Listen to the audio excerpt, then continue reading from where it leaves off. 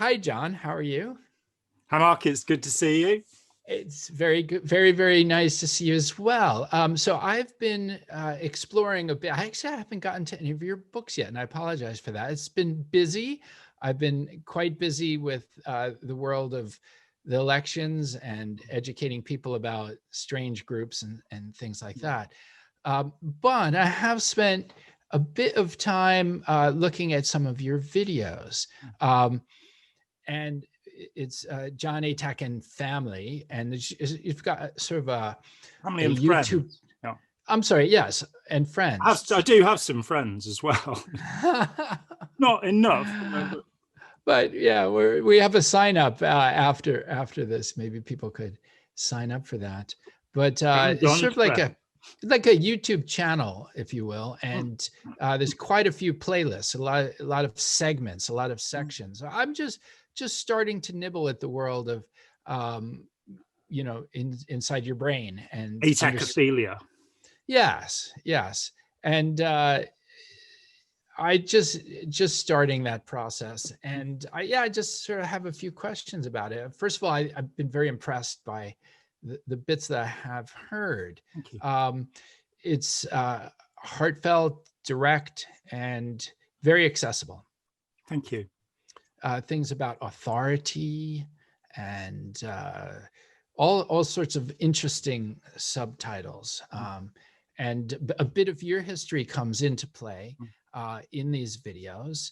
So I guess I was just sort of wondering just to begin with, what motivates you? Why are you, it's been many years since you were in the group of Scientology. Yep. 37 years, actually. Excuse me. Bless you. Thank you. My 37th anniversary of leaving on October the 18th. So I forgot to celebrate. Right. So yeah, I think about sometimes people get out of a group and they get all excited about these groups and start telling the world about what happened. And then they actually, not many people do that. Most people sort of get in a group and get out of the group and they sort of squirrel it away under the rug. They don't want their friends or business partners and whatnot to know about actually what happened to them. So it's interesting that you've been rather public about what happened to you. And so and not just initially, it's sort of 37 years, as you say, is a while. So I was just sort of wondering why it is that you do what you do. I wonder about that too, actually. Maybe you can help me. There are, different portions of my life. I left in 1983. I had 12 years where I was, my main focus was on ex-members, people who had left Scientology and their lives were in a mess, often because they had huge debts, or they had lost the community of their family and their friends from before through their involvement. But more significantly, that their way of looking at the world had been significantly changed. And I didn't really know where I was going or what I was doing. I've been involved for 9 years, but I wasn't. Your experience and my experience are so different because you couldn't have got closer to the center of, what Rama was doing. You were right next to him. Of course, I never met Ron Hubbard. I never worked in Scientology. I was never a live-in member. I was never what some people call a total convert. Immersed, even though I did 25 of the then 27 levels of the so-called bridge and trained, did 6 major training courses. I still lived in the outside world. I could differentiate Scientologies, the language which is defined in almost 1,200 pages of dictionary. I could speak that language to people who were in it, but I didn't, mistakenly speak it to people outside. I had a couple of years in art college during that time, had a great time. And it took me quite a while to realize why it was that I was able to speak out. Recently, Mike Rinder, who's a very famous defector from the intelligence and harassment section of Scientology, he sent me a document a week or so back from June 1983 and said, who wrote this? Where did this come from? It's from the UK. And I looked at it and went, oh, that's Ron Lawley. But they write this document about Scientology is going wrong and bad, but it's anonymous and they have a post office box, so you go, well, who knows where this is, asking for people to join them. I was the first person to just go public and say, used your name. Yeah. I said, I'm John Atack. This is where I live. If you want to contact me, you can. And contact me, they did. Hundreds of people. And in the middle of that, we were all wondering what had happened. And it became like a kind of detective story to work out, was Hubbard dead? There was a popular thought the FBI had taken over. And then there was the wonderful Captain Bill Robertson, who had been Hubbard's immediate deputy and actually had captain's papers, ship's papers, as a ship's captain. So really was a captain, as well as being a captain in the sea organization of Hubbard's thing. Now, he came along and said that basically, simple explanation, the Markabians, who come from another star system, have landed. There are 200,000 of them on the planet already. Their front group is transcendental meditation. They're going to take the world over through rigging gold prices. And in 1986, this was 1983, they're going to take over. So there were various explanations. That one didn't really pan out, nor did the FBI having taken it over. What had actually happened was that Hubbard had sunk further into dementia and had issued orders that basically broke Scientology apart. More than half of the members left. It was a lot smaller than they pretended. They pretended they had 11 million members. They perhaps had 40,000. Right. But Amazon and Richard Dawkins have suggested they're a major religion, but I think 40,000 people is not really that major. But I wondered why it was that nobody was willing to put their name on anything. And I pretty quickly found out, that you were harassed. And it was very serious, the harassment. All sorts of stories were made up. You were reported to the authorities for your taxes. I was accused of child molesting, which is an absolutely standard tactic against opponents and critics. Had the fire department come round and say, we've had this complaint about you. There's nothing we can do, but would you like to know about fire safety? So we said, yes, come in and show us what to do. I realized that it was a very dangerous place to be, and that somehow motivated me more to understand what was going on. And so I became the historian of Scientology. I wrote a book that I couldn't get. I went to 50 publishers, and 11 of them said they'd like to publish it, but they weren't going to make any money because of the court cases. In fact, the Neville Spearman, who was the head of Neville Spearman Publishers, who'd published The Mind Benders by a guy called Cyril Vosper, who was an ex-member, that had sold 108,000 copies, but still not made him any profit because of the court cases. And he's this guy in his 70s, in a very, a businessman suit from Savile Row and all of this, probably spoke like this. And he wrote me a letter and signed off, "Death to the evil cult." But nobody would touch it. So I was then approached by, I think at the time he was the highest paid journalist in Britain, Russell Miller. He worked for the Sunday Times. And he'd been asked to find Hubbard by the Sunday Times. Hubbard was in hiding. And he came to me and he offered me £2,000 to be his researcher. And as nobody had ever offered me any money before, I'd been doing this for 2 years and supported by my kind friend, Mitch Beattie. We had a business together and he said, look, I really want you to do this. Right. So for 2 years, I'd been digging and digging, written a book. And I gave the book to Russell Miller thinking, I'm never going to be able to publish this. And curiously, the copy I gave him, the printout, came back to me through my friend Chris Owen. And it's got Russell's notes in it as to which chapter titles he was going to use. There are 4 of my chapter titles, like, Lord of the Manor, The Empire Strikes Back, these quirky little things. But he's checked which bits he's going to use and not use. I was then his researcher for 18 months. And he did phenomenal work. 50% of what's in Barefaced Messiah, his biography of Hubbard, it is work that he and his wife Renata did. But the other 50% is my book. And then suddenly I got, I was talking to Lyle Stewart, the publisher in the US, who'd published Ben Corridan's L. Ron Hubbard, Messiah or Madman. And Russell had asked me to talk to him to see if the same private detectives were following him as were following Russell. They were following Russell all over the world. They weren't. It wasn't the same people. It was another company that they hired. But Lyle suddenly went, "Have you written a book?" I said, "Well, yes." He said, "I'll publish it." And it was that simple. He signed the book up. But I was just fascinated. It's an incredible story, the Ron Hubbard story. This, very unpopular kid who basically wanted to get his revenge on the world. There's a story in 1968. There's a wonderful documentary called "The Shrinking World of L. Ron Hubbard." It's only about 20 minutes long. It's the only hostile interview of Ron Hubbard, and Charlie Nairn, who made it all on his own. The year before, he'd made a documentary about Scientology, but without Hubbard in it. And Hubbard was suing him. And Granada TV said to him, he was like 25 years old. They said to him, "Go and find Hubbard and do a documentary." And he said, "He's suing me. He's not going to talk to me."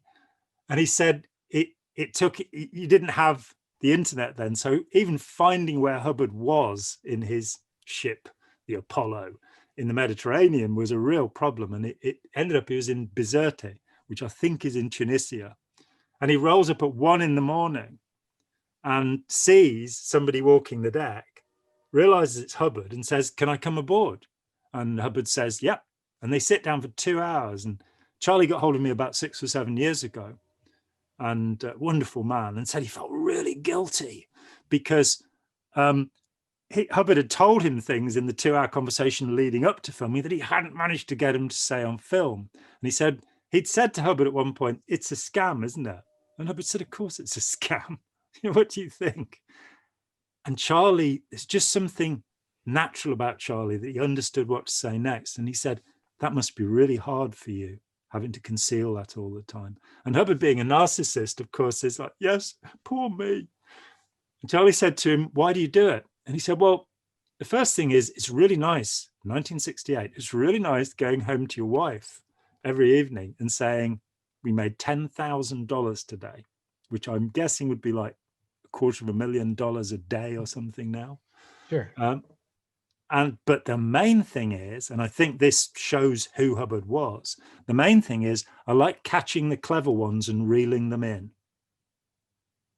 So, it is the 10-year-old boy who's really going to get you because you're laughing at him because his face is covered with acne and he's got red hair and he's terrified of horses and all of this.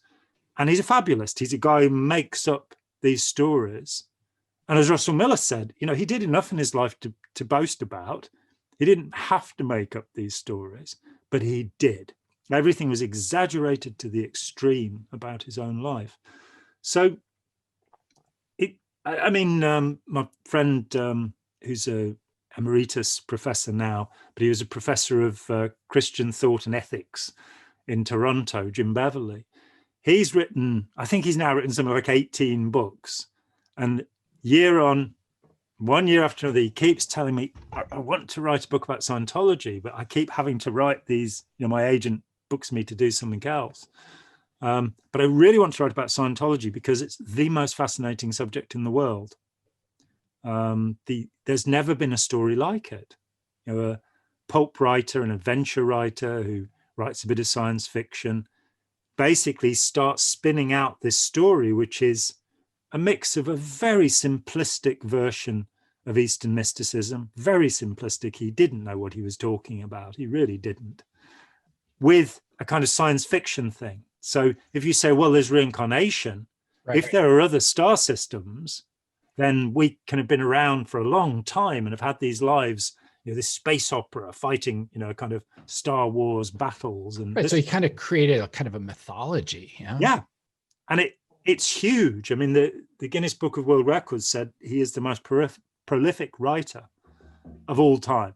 Now, I'm sure that they padded the statistics before they, because many of his things have been republished under different names, what have you. So I'm not sure he is the most prolific writer, but he's certainly one of them. And that kind of fits in with this very interesting thing. My friend Yuval Laor, who I met in Toronto in 2015, he came to a 5-day seminar we gave called Getting Clear. And he said, here are the traits of somebody who has temporal lobe epilepsy.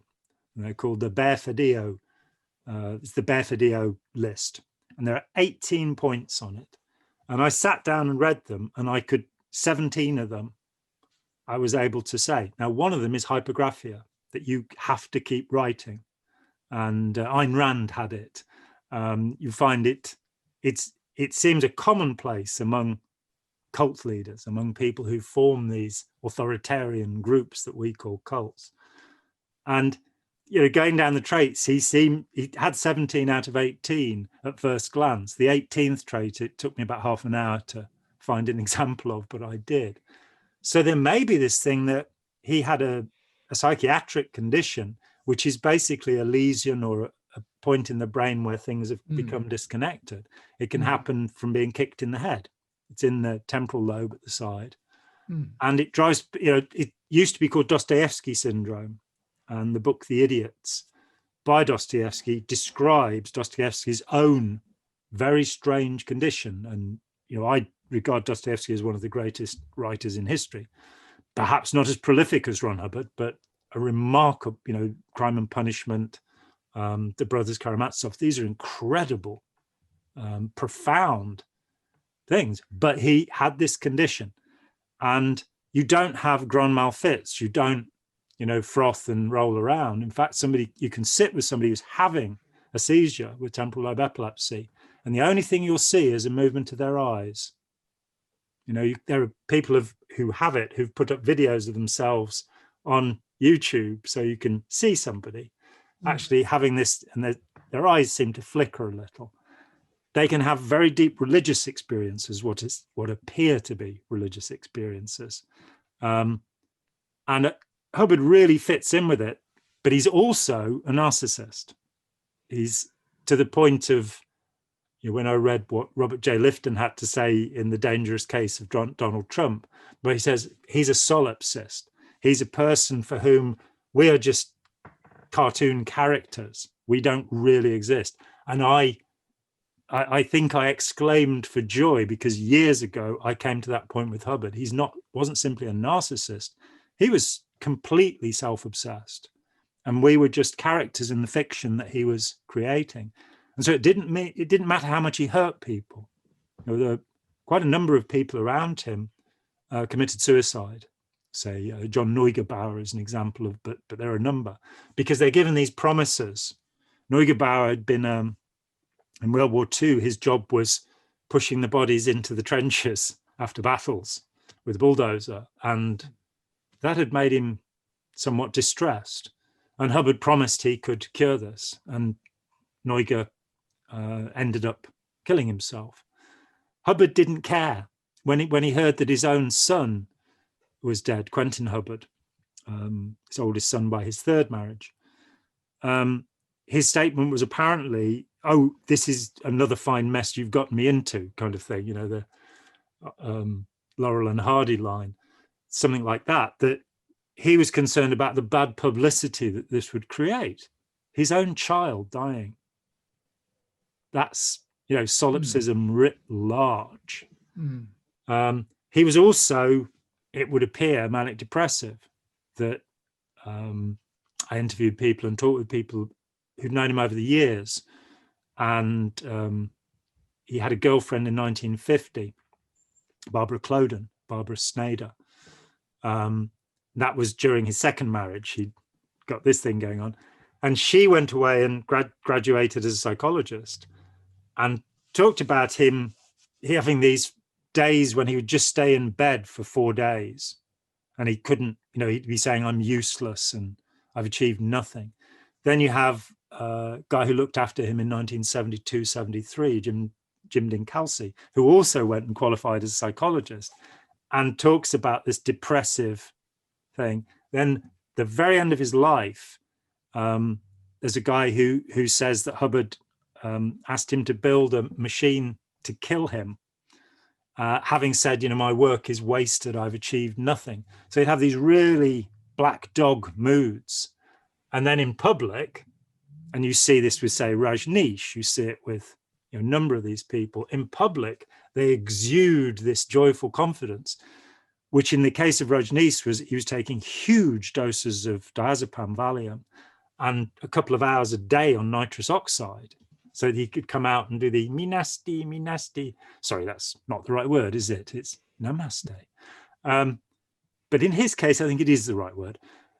And they, we see them, when they're on stage, we don't see the tears of the clown. We don't see the weeping off stage. And we would like to be that thing. You, of course, did. You saw Rama. I saw Rama having a bad LSD trip where during that, let's just say 2-3 hours when the acid came on, he was really vulnerable, John. And that gave me a lot of insight into the fact that I felt at that point. He was lonely. He was a lonely person. Yeah. And that eventually gave me the tools and the confidence to leave. It took me another year or two after that. I say year or two because I left and then came back and then left again. It's not just a confusion of my time frame here. Yeah. But yes, he exuded such power and such confidence, but inside there was a broken man. Yeah. And I wonder how many people that's true of. I certainly think with Hitler that there's, I have the idea that he's somebody who was quite mad, but that he was broken, from, and you look at the childhood of Hitler or indeed of Stalin, and they had just a horrific time as children and failed to really develop a self. So as with Hubbard, it was if you can exploit other people, that makes you important. If you can get people to believe in you, even though there's nothing to believe in, if you can exude certainty and confidence, then even the cleverest people will be reeled in. It's a bit of an act, isn't it? Yeah. Yeah.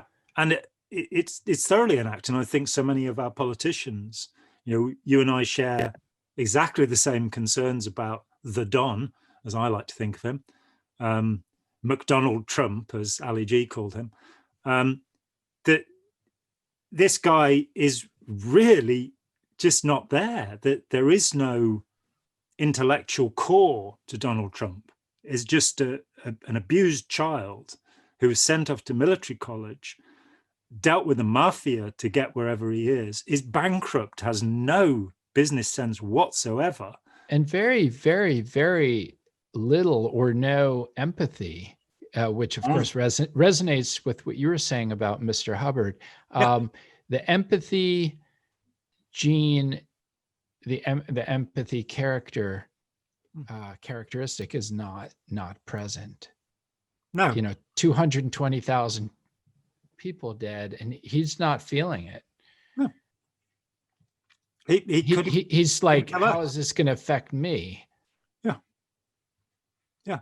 And we're left in a situation, I think, in the world in general, that there's a line in a Sting song where he says, "I don't believe in our politicians. They all seem like game show hosts to me." And you go, whoop.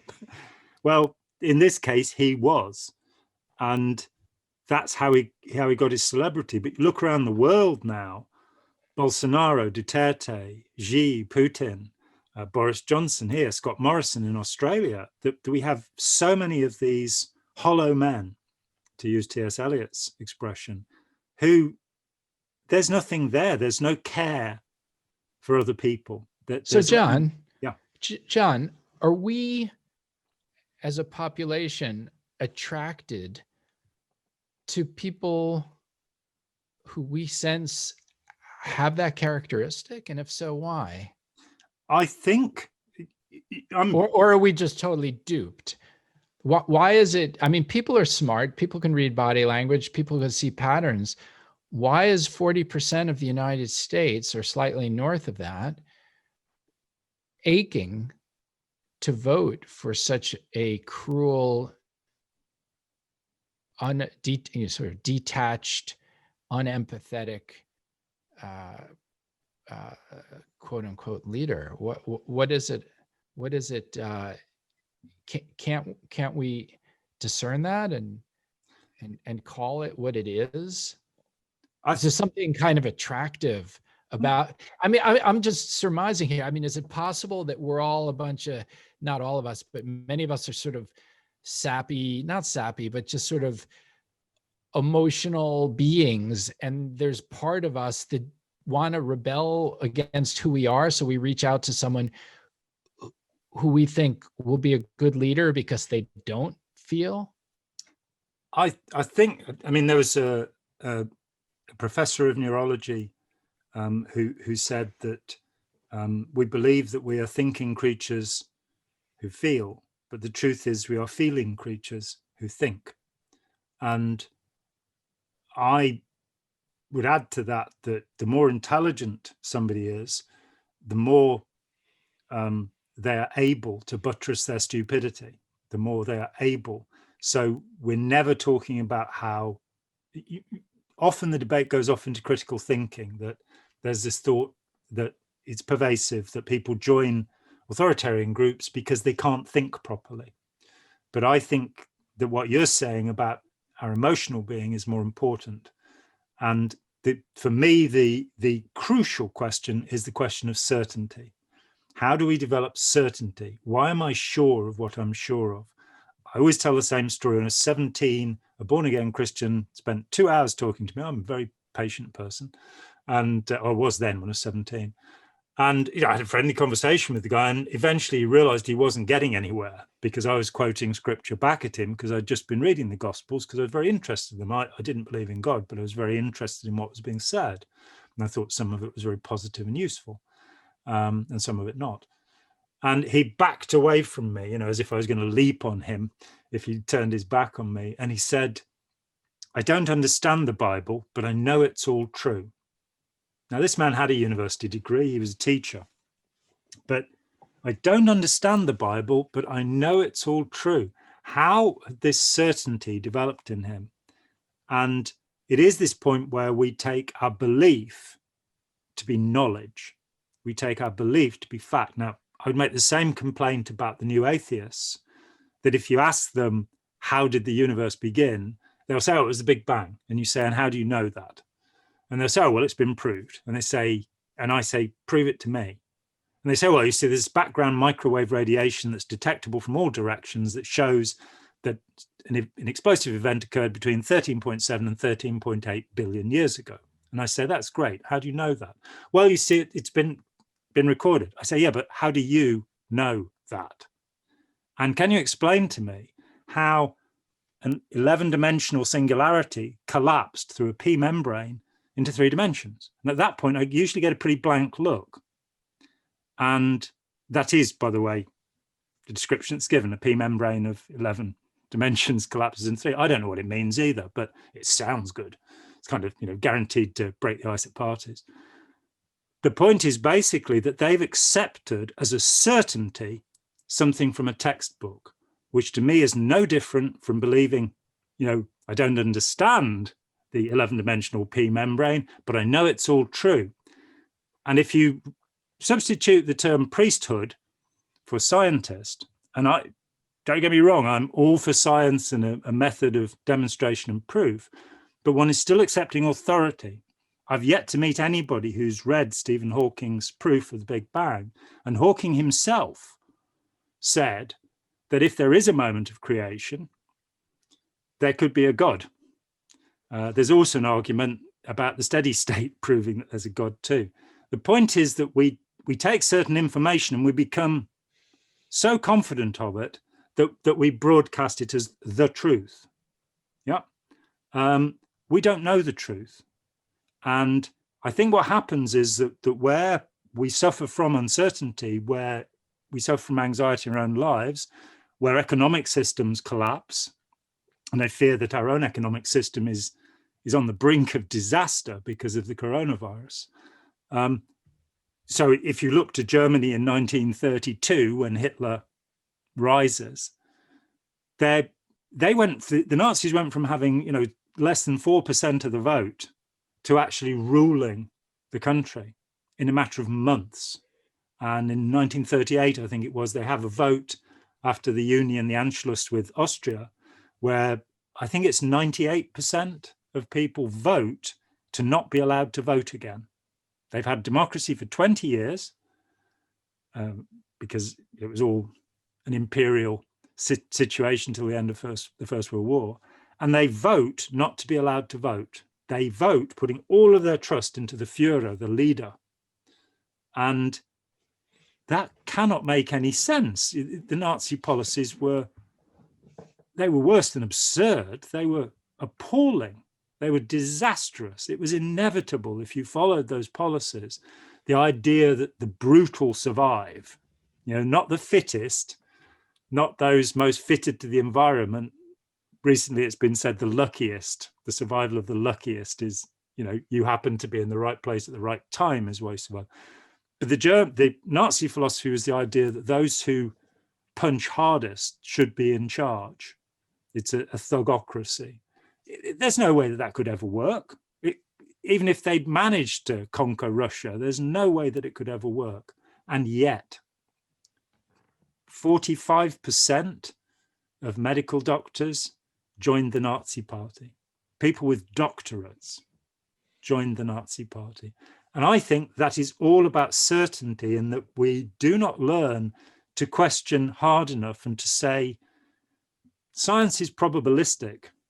It's not about knowing the truth. It's about shaping the truth. It's about getting closer to the truth. It's getting better information, better evidence, so that we can refine our views. As soon as you say, I know, I have the truth, you are no longer scientific. You've entered this realm of emotion where I know I'm right. And that really worries me. There's so much of that, since Richard Dawkins and Claude Daniel Dennett and Sam Harris, these people Peter Hitchens, who've pushed this idea into the world. Isn't it Christopher Hitchens? You're right. It's his brother, isn't it? It's not Peter, it's Christopher. You're absolutely nothing against right. Peter. No, nothing against Peter. I don't particularly like Peter Hitchens either, but they were brothers, and they actually spent their lives in opposition to each other, which is, one of them to the right, on the right wing, and one of them on the left wing, and so on and so forth. But that they've put forward a dogma, they've put forward a doctrine of belief, rather than saying we should investigate and we should be tolerant of other people's metaphor for the universe. I'm quite happy to think of the universe being on the back of a turtle or what have you as being a way of looking at it, because I don't understand infinity. I don't understand negative entropy. I don't understand why 80% of the matter of the universe is dark, either as matter or energy, that it's missing. And but I think we should try to understand rather than claiming we understand. And I think where we see something is dangerous to humanity or dangerous to the environment in which humanity survives, we should try and do something about it. Yes. So John, yeah. People are, just sort of echoing your point here, people are drawn to certainty, and certainly that's true. People are also drawn not to share their experiences after they've been in a destructive organization. I was sort of circling back just a bit here. And you had mentioned that there's a sense of, if you take on Scientology, if you will, you're going to get harassed and the firemen will show up and so on. But I'm just wondering if you might speak a bit about what it is about humans that, why is being in a destructive cult taboo? Why are so few people? Is it people don't have backbone? Is it people have no courage? People are afraid of getting sued or something like that? Or is it something else? Is it why is it so taboo why is not, let's just step back for a moment. How many people have been in a destructive cult, whether it's political or spiritual or personal? I would wager that quite a large percentage of the human population has been in such a thing. The majority. Amongst my friends, I know a lot of people, everybody's like hush hush about it. I have a big mouth about it. I've written 2 books about it, and they're all free on the internet. And I'm like, blah, blah, blah. Let me talk to you about this. Let me talk. And like you, I'm not afraid to use my name. Why are we so much in the minority? Is there such a call for not facing the truth? Why are you so different? What is it about? What makes you that way? And I'm partly curious about you, and I'm thinking maybe you'll teach something about me. I think that in my case, the first thing is, if we look at attachment theory and the idea of in childhood that some people are securely attached, they have caregivers who look after them, have the great good fortune to be loved unconditionally. That the starting point for me is that I was part of a very loving family. I have 3 older brothers. My father was most definitely had PTSD from World War II. He'd been at Dunkirk, he'd been at Normandy, and he was at the liberation of Belsen. But he still did everything he possibly could during the occupation of Germany to help German people. He tried to get blankets during the winter of 47. It was so devastating. He was a very withdrawn man, but he was never an unkind man. And, I really only got to know him when I was in my 30s. But I think I probably got closer to him than anybody else did. He told me what his religious beliefs were, and I don't think he ever talked about that to anybody. But he was, he was withdrawn. But my mother was a very loving person. She was a person who was affectionate and sweet. She was also, as she would say, a tigress if anybody went after her kids. So I just felt, my infancy was certainly in a good place. And I think for many people, and perhaps the majority of people, that's not true. And that's a strength that you will draw on for the rest of your life. I think the other end of it is our society doesn't encourage people to grow up, to be mature. It wants consumers, it wants people. So we are surrounded by psyops, by psychological operations, by big data, groups like Cambridge Analytica, Amazon, that are using, we're being all the time made to feel inadequate. I haven't got a Ferrari, I haven't got a Armani suit, and as Eric Fromm said, that people don't develop a self. He reckoned about 2/3 of people never develop a self. And he had, first of all, was talking about Nazism in Germany when he wrote Escape from Freedom in 1941. And I mean, I shifted I think probably you and I were the same, that we sought enlightenment. We sought this state where we would understand and the world would make sense. And that was a driving force for me into my 50s. I left Scientology when I was 28. But all through Scientology, it was this idea of samadhi, satori, enlightenment. I will, grasp this and I'll have this serenity. I eventually in my 50s started to grow up and say, no, maturity is the goal. And that is not me not feeling anything, when horrible things happen in the world and being able to dispense kindness. That's me feeling. That's me, when bad things happen, responding to them and being in relationship with other people. That's the important thing. Being caring towards other people and being able to accept the care of other people. I was absolutely devastated by what Scientology did to me in the 16 years of harassment I faced. 12 years while I was speaking out against them, and the 4 years beyond that where they kept coming after me through the courts, in person.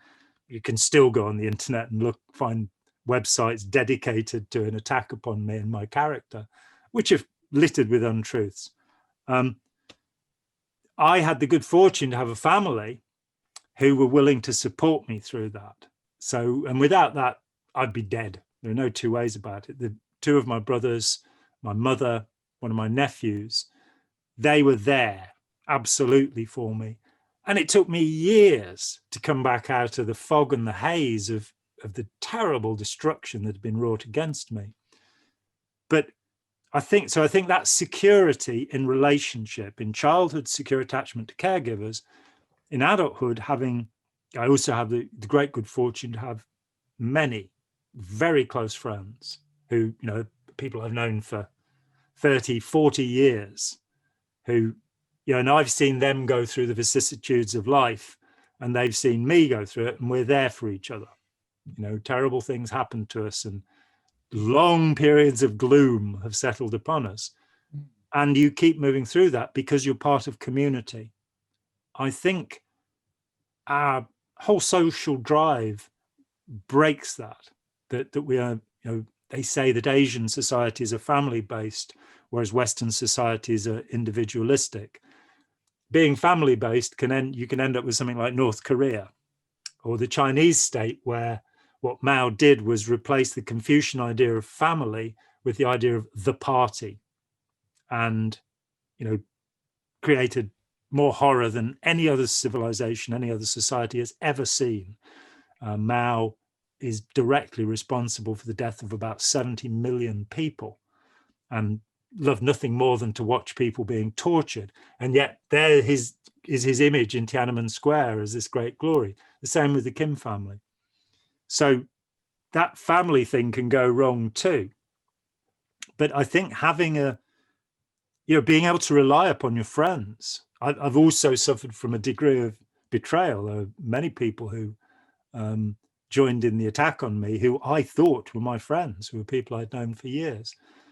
But knowing that there are some people who are there for you and can support you, and looking to maturity, looking to uncertainty and saying, we're human, we're uncertainty. We can only get to the boundaries of human meaning. We will not become gods. We will not become superhuman in our understanding, but we can get as far as, Wittgenstein, and understand that we're playing language games, that much of what we consider to be the truth is a language game. It doesn't, the abstractions make it impossible. So where people argue about whether there is or isn't a God, I can't even get to a definition of what God would be.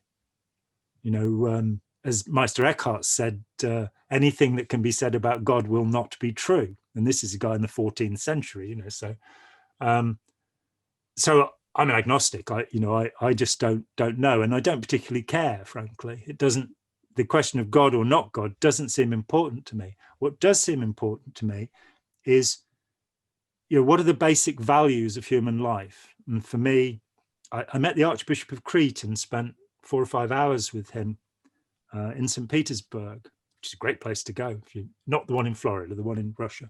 The one in Florida might be nice too. I haven't been there. But certainly the one in Russia is just a wonderful place, a magical place. But this guy was, I've never met anybody who was as naturally at ease with people around him. He's an archbishop, so like the ranking goes Archbishop, Patriarch, Jesus. That's the hierarchy, the ranking. And yet he's the most humble of human beings. And he said to me, what do you believe?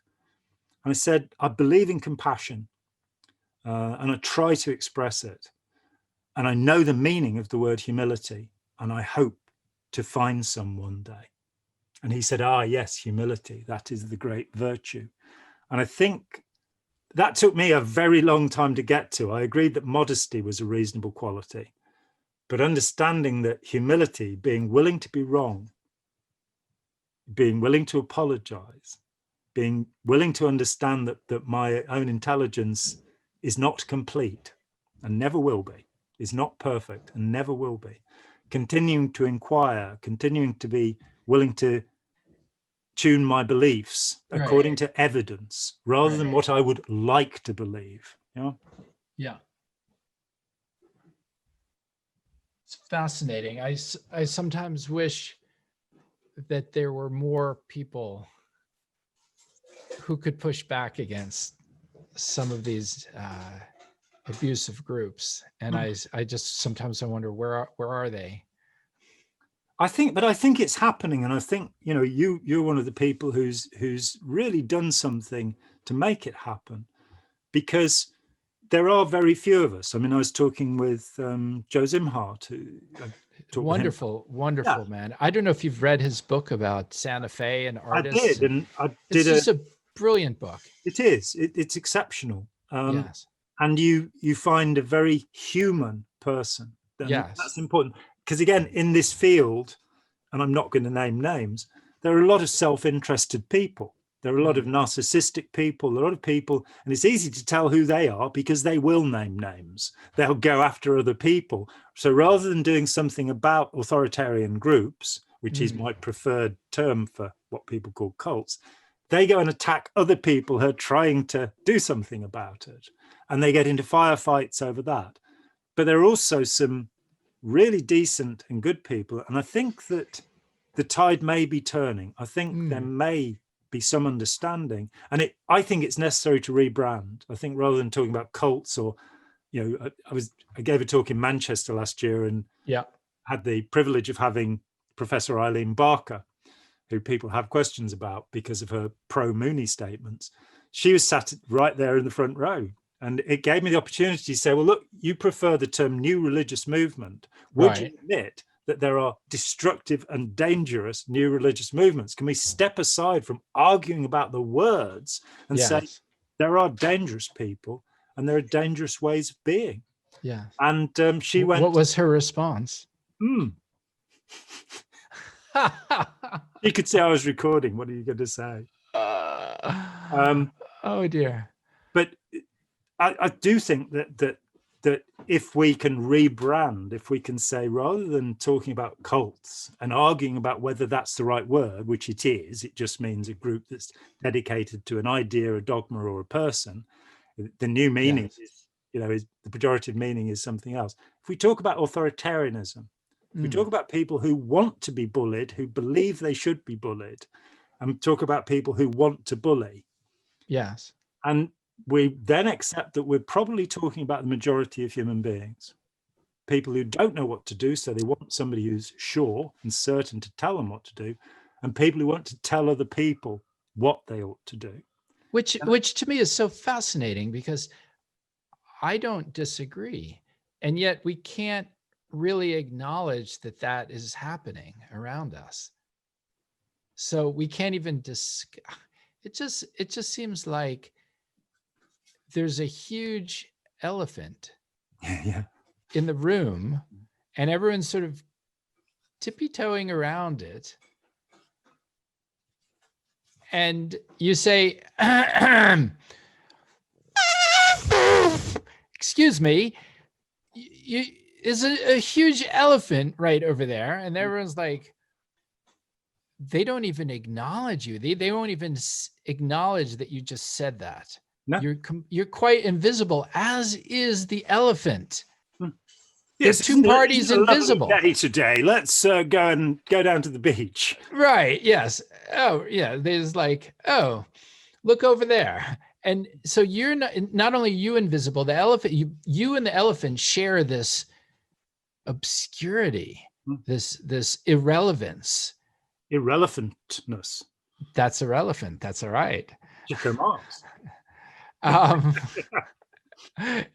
I just find it to be a bit bizarre. And I almost wish, John, that there was, I'm just going to make this up off the top of my head. I wish, using the power of social networking, I almost wish that there was a global movement about to start, like, let's say, starting tomorrow at 2 p.m. Eastern Standard Time in the United States, that there was a new global movement where no one was making money off it, no one's getting powerful off it, but let's say a hashtag, hashtags, it's just a way to thread conversations in social media like Twitter and Facebook and YouTube and so forth. Imagine it's called # IGotOut. And imagine that it's already there. Exactly. I'm being a bit It's silly, as you know. independence. So I've run into some wonderful people who believe very much like you and I do that there are destructive groups, and it's good to call them out. And it's not like people who've been in these groups are bad or they've done anything wrong, but it's just okay to get out, and it's okay to share your story. Yeah, like very much as you've said, like the Me Too movement. That Very much like the Me Too movement. So these wonderful people, they're starting this movement starting tomorrow. Today is October 26th. So October 27th, 2020 at 2 p.m. is the launch of IGotOut, # IGotOut. And if people want a bit more information, they could go to IGotOut.org, O-R-G, or IGotOut.net, or just explore IGotOut. Use the IGotOut, # IGotOut hashtag. It's not very hierarchical. It's simply a way for people to share, guess what? Their story. And help other people to step forward and get out and step forward and say, actually, it's probably happened to the vast majority of people that they have been in some kind of authoritarian relationship, and that's what we want to change. We want relationship of consensus, of agreement, of consultation, rather than bullying and bossing.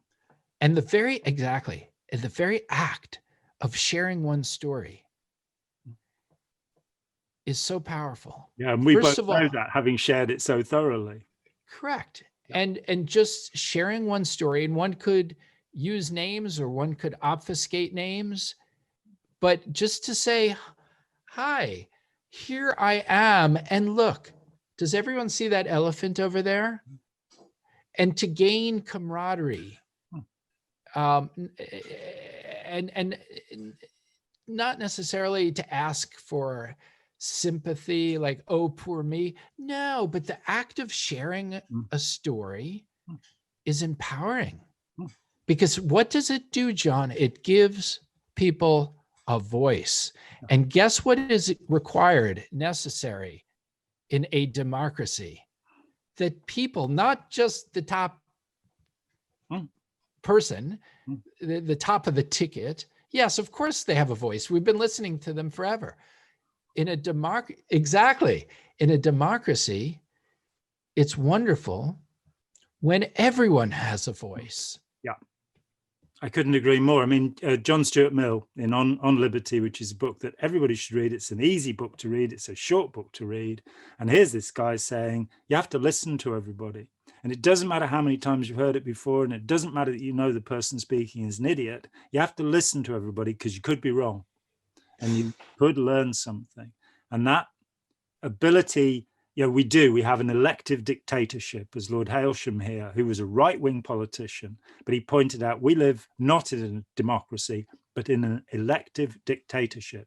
It's not to say that we should have a referendum on every issue, though in the States you do have them, and we don't tend to. We've only had 3 in modern times.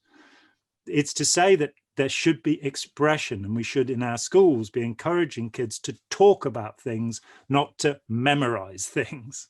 Absolutely. To learn how to use their brains. Absolutely. So there's been storytelling groups here and there, and a storytelling group, very often you sort of sit around. This is a bit like radio and TV. You sit around and listen to Disney. You listen to the storyteller. It's very entertaining. It's very wonderful. But there's a very wonderful thing where you sit in a circle, virtually or otherwise, and guess who has a story? Every person in that circle or square or wherever it is has a story, and let's let them develop their own voices, and let's listen to them. And that comes back to the point of growing up and being mature, that one of the main things is knowing that you do have a voice. And beyond that, knowing that you can assert your voice, you can say something. And our political system at the moment has become so divisive. I have no confidence in any political party anymore, or any individual. Most of the politics I've seen during my lifetime is, can we get rid of the person who's in power? So we vote in in this country, David Cameron, to get rid of Gordon Brown. We voted Tony Blair in to get rid of John Major. And at the moment, hopefully we'll vote Joe Biden in to get rid of Donald Trump. But Joe Biden and the Democrats as they exist are still not a democracy. They're actually, as ever, a cacocracy, the rule of the worst, and a plutocracy, the rule of the rich. It would be nice to see the rule of the most caring, the rule of those who are concerned about human beings. I must say at the moment I see more of that in the Democrats than I do in the Republicans as an outsider, though I think the Lincoln Institute and what's happening there is with Republicans is very important too. The Lincoln Project, yeah. Lincoln Project, yeah. Yes. Even a luminary like Frank Luntz, a spokesman for the Republicans for so many years, has gone over and said, I'm not sure the Republican Party can survive the outrages it's committed in supporting Donald Trump. But this is probably a good place for us to wind up this conversation, and we will return to it, and to say, yeah, go to the hashtag IGotOut, and there's a pound sign in there somewhere, you said. Yes, pound sign IGotOut, all one word. And the idea is, it's not, again, this is sort of democratic. It's not like you go somewhere, although you could certainly go to IGotOut.org if you'd like, but you don't need to. That's the beauty of it. Yeah, you can tell your story. You tell your story, go make yourself a YouTube video, and in the description, put a little hashtag IGotOut, and then that your story, or make a post on Facebook or Twitter or LinkedIn or some social media platform where they use hashtags. And then you thread in with this global network of people, millions of people who wish to tell their story. And you're now part of that network. Yeah. And it's not hierarchical. There's no one in charge. No, and it shouldn't be, and it needn't be. And I think that's the really important point, that everybody's voice is worth hearing, that every single human being, even the really nasty ones, everybody is worth something. And that those systems which have denied worth to humanity have said, oh, these people are better than those people. It's okay to enslave these people, whether it be people of a different race, creed, or color, people of a different gender. The oppression of other people is not useful to humanity. Humanity, and people should be able to express their negative views too. But the point is to say authoritarianism and violence and hatred are of no value to humanity. They will lead to conflagration and destruction for humanity. And we are at a tipping point. We have reached a point, whether people like it or not, and it's not likable. We've reached a point that's really dangerous to the survival of our children and grandchildren. And for me, the only solution to that is to stop fighting wars. And the only way we're going to stop fighting wars is by talking openly about our experiences, is by confronting authoritarianism and saying, we don't want this anymore. We want peace. We want communication. We want care for other human beings and responsibility towards other human beings, not just grabbing at whatever I can get for me. That's not actually, the Genghis Khan approach to human life ended up with piles of skulls. It wasn't really that good for us. So, but yeah, that's about what I have for today. So we'll perhaps round up here. Yeah. Thank you very much, John. Thank you, Mark. And we'll switch off our little recorders, and we'll go from there. I'm John Atack. It's my wonderful guest, Mark Laxer, and we got out. We got out. I got out. Hi, John here. Thanks for watching. We'd appreciate it very much if you would click like, as well as subscribe, and click the bell for notifications. Every dollar helps, and we welcome new patrons on Patreon, or you can make a one-off payment with any currency through PayPal. Thanks so much.